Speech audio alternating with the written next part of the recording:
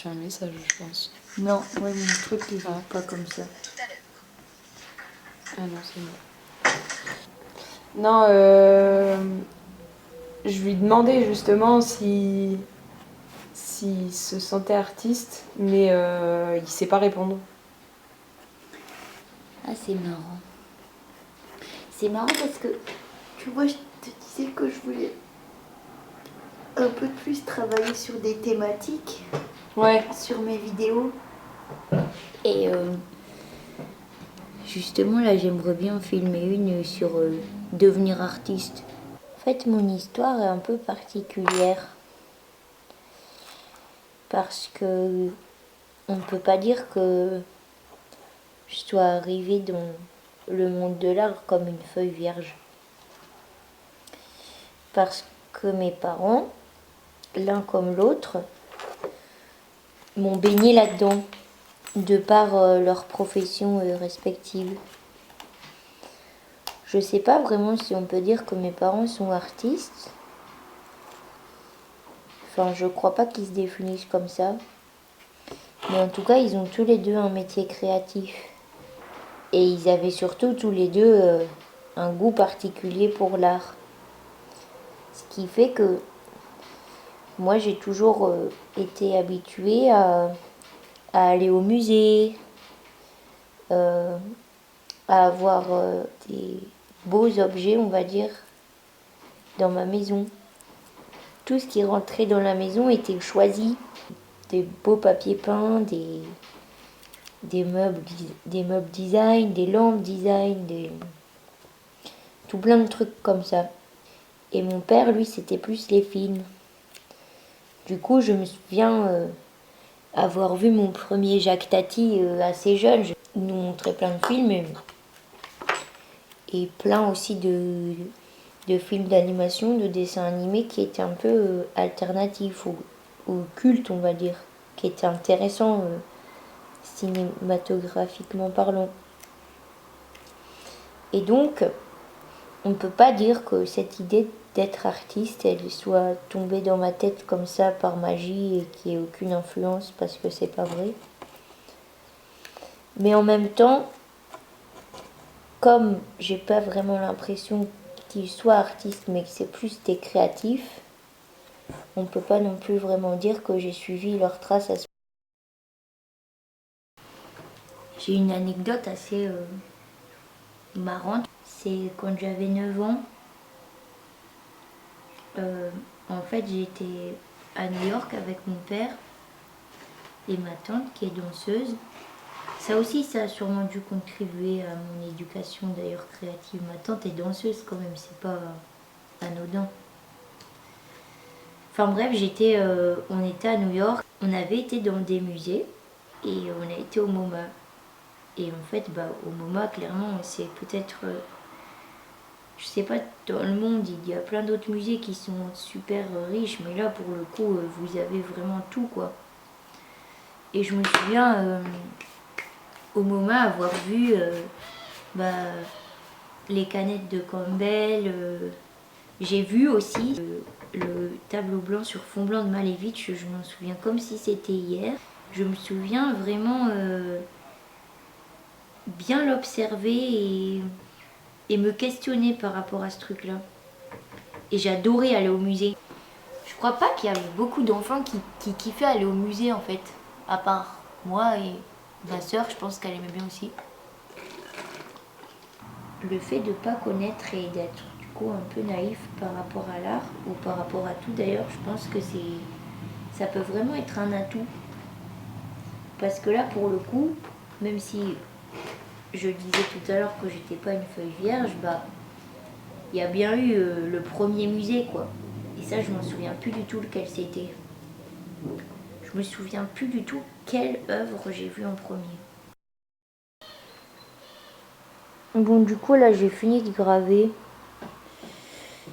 Et je vais aller dans le jardin un peu faire de l'archéologie.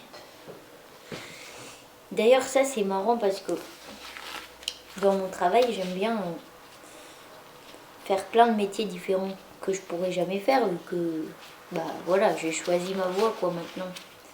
Et je suis tellement curieuse que je pourrais jamais tout faire.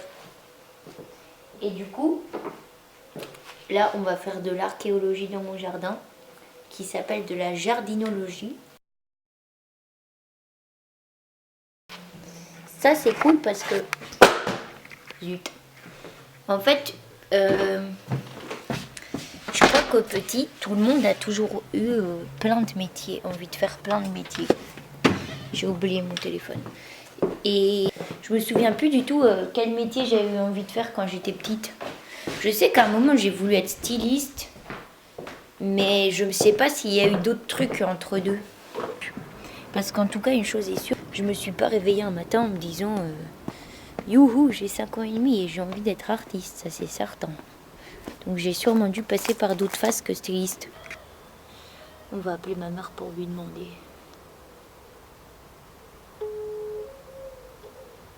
Vous êtes sur la messagerie vocale.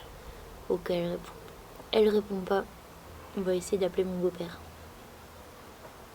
Lui, il répond toujours.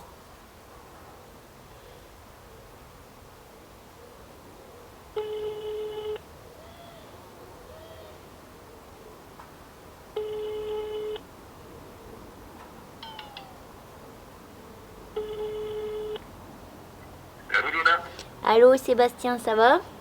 ça va et toi? Oui, ça va. Est-ce que t'es avec maman? Oui, tu veux Ah, que je cool. Oui, je veux bien. J'en ai pas pour longtemps. Allô? Allô, maman? Oui, J'ai juste une question rapide. oui. Est-ce que tu te souviens quand j'étais petite ce que je voulais faire comme métier? Euh... Non, je ne saurais plus te dire. Parce que je me souviens qu'à un moment je voulais être styliste, mais je me souviens plus s'il y avait Oui. d'autres métiers. Non, je pense que je disais plutôt ça aussi. Tu voulais Bon. pas aussi être fermière aussi à un moment donné. Ah si, c'est vrai, je voulais être fermière. Mais j'ai pas d'autre idée. Ben non, c'est ça. Bon, très bien. C'était ma seule question. Bon ben voilà, fermière et styliste. Et j'ai sûrement dû vouloir faire d'autres trucs, mais j'avoue aussi que j'ai pas l'impression d'avoir eu des ambitions professionnelles en étant petite. Enfin, moi j'étais un gosse et je voulais juste être un gosse quoi. Mais à part ça, par contre ce dont je me souviens, c'est que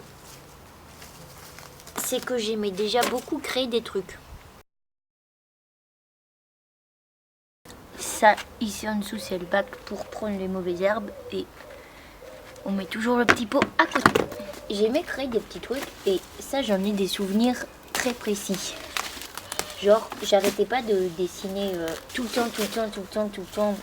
Il y a une caisse énorme de dessins à nous quand on était petites que mes parents ils ont gardé et qui est chez ma mamie. Je dessinais des trucs, tu vois, genre sur des papiers et tout. Et genre sur le derrière des boîtes de céréales. Ah, ben... Voilà typiquement une trouvaille. C'est un petit os. Je me demande depuis quand il est là celui-là. Je vais le mettre dans la boîte. Enfin dans le bocal. Hop. Première trouvaille du jour. Et au bout d'un moment, quand j'avais plein de dessins, je les prenais, je découpais les contours et tout, ce qui m'intéressait pas. Et ce qui m'intéressait, je le collais dans un magazine sans... Enfin, du coup, il y avait déjà plein de trucs dedans, des trucs écrits et tout. Et moi, je collais au-dessus. Et ça faisait un petit livre. Bon, on a un autre jour. Je me suis souvenu d'autres trucs qui font quand même partie du pourquoi est-ce que... Un jour, je me suis dit, et si artiste ce serait mon métier? Il y a quelque chose qui a quand même pas mal contribué. C'est que quand j'étais à l'école primaire, eh ben, j'avais des cours d'art. Je crois que le prof s'appelait même Monsieur Yves. Et il m'avait fait découvrir l'artiste Gustave Camus. Et c'est assez marrant parce que j'ai aucun souvenir d'avoir été de nouveau en contact avec cet artiste dans mes études d'art par la suite. Et pourtant j'ai retenu ce nom alors que je te dis j'avais genre 6-7 ans. Et on avait fait aussi pour la fête des pères, on avait dû faire un portrait de notre papa. C'était à la Paul Klee. Et ça, c'est des trucs que j'aimais vachement faire déjà. Ça m'intéressait vachement. Et après, j'ai fait aussi des cours d'art en extrascolaire, quoi, le mercredi après-midi, genre. Le fait que je sois assez créative, ça a duré quand même pas mal de temps. Ma grosse créativité, le moment où j'ai le plus été en contact avec l'art, c'était surtout jusqu'à ce que, de ma naissance jusqu'à ce que j'ai, je sais pas, peut-être 12 ans. Après, ce qui est toujours resté, c'est l'environnement. Donc mes parents n'ont jamais moins parlé d'art et ne m'ont jamais montré moins de choses ou voilà. Mais c'est plus de ma propre volonté, ça a dû s'estomper vers 12 ans. Quoique je dessinais quand même encore pas mal. C'est vrai qu'en fait, j'étais toujours assez portée sur le dessin et sur tout ce que j'appelais des bricolages, qui étaient genre faire des petites sculptures. Et ensuite, pas un trou noir, mais presque, parce que je me souviens plus très bien, tu vois, de qu'est-ce qui s'est passé entre ce moment-là et le moment où j'ai décidé de vraiment faire des études d'art. Je pense qu'avant tout, devenir artiste, c'est un choix. C'est pas un choix facile à faire. C'est pas un choix que tu fais vraiment, en fait. Moi, je m'en suis plus rendu compte quand c'était déjà fait. À l'heure actuelle, j'ai encore 2 ans d'études à faire, pour avoir mon master. Et ensuite, je serai censée voler de mes propres ailes ou faire un doctorat ou faire un truc comme ça. Et du coup, je me considère pas encore vraiment comme artiste, en fait. Je sais que j'aime bien dire que je suis artiste en construction ou artiste en devenir ou bébé artiste, tu vois. Mais en même temps, je sais pas trop si un jour je me sentirai vraiment artiste et est-ce que au final je le suis pas déjà, je sais pas trop. Mais voilà, c'est un parcours professionnel assez spécial et atypique qui existe et qui, je pense, peut apporter pas mal de trucs chouettes dans l'humanité, même si c'est parfois discrédité ou que c'est un peu trop mystifié. Et j'espère que de plus en plus d'artistes auront envie de montrer aux autres humains à quoi ça ressemble leur métier, en fait, de façon un peu pragmatique des fois, et aussi qu'on puisse peut-être se rendre compte qu'un artiste, c'est pas qu'un mec qui peint. Un artiste, c'est pas quelqu'un forcément qui va faire de la sculpture ou qui va avoir une technique ou qui va faire quelque chose de complètement conceptuel, en fait, et sans forme. Il y a tellement de formes d'art différentes et il y a tellement d'humains différents tout court que chaque artiste a sa propre pratique et a du coup son propre métier qui ne peut pas être copié par d'autres, ou c'est pas une recette qui peut se refaire, et aucun artiste ne vivra de son art de la même façon s'il en vit, et voilà.